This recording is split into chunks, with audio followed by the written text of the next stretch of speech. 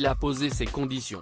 Ce jeudi, des sources proches du palais de Buckingham ont révélé un court échange entre le prince Harry et son père, le roi Charles III au sujet de sa présence plutôt controversée au couronnement qui se déroulera le 6 mai prochain. Et le fils cadet de la famille aurait, selon eux, annoncé des exigences à respecter avant de confirmer sa venue. Ce qui n'a pas beaucoup plu au souverain, décidé à ne pas tout céder à son fils. En effet, leur échange aurait tourné notamment autour d'une rencontre avant le week-end où Charles III montera sur le trône. Le prince Harry, qui veut également que son frère William soit présent, serait notamment bien décidé à éviter l'ambiance toxique de ces deux derniers retours au Royaume-Uni pour le jubilé et les funérailles d'Élisabeth II.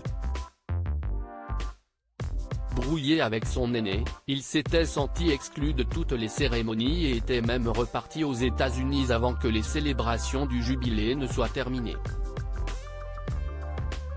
Une discussion, des excuses. Cependant, pas question pour Charles III d'accepter de se soumettre à ce que celui-ci considère comme un chantage. S'il doit retrouver ses fils, il veut choisir la date et le lieu. Mais ne sera absolument pas disponible à quelques heures du plus grand jour de sa vie. Il aurait donc refusé cette rencontre selon la presse britannique, qui indiquait il y a quelques jours qu'il voudrait tout de même pouvoir s'entretenir avec ses fils avant le couronnement, mais dans les jours qui viennent.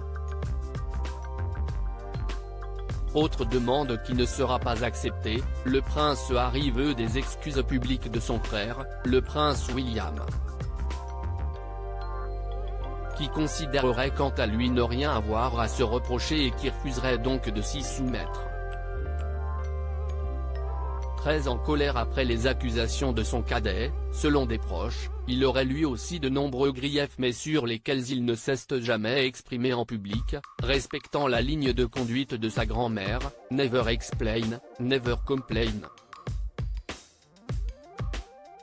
En tout cas, la participation au couronnement du prince Harry est plus que jamais en suspens, surtout que les festivités tombent le jour du 4e anniversaire du petit Archie, son fils aîné. Alors, sera-t-il là, pas là? Telle est la question.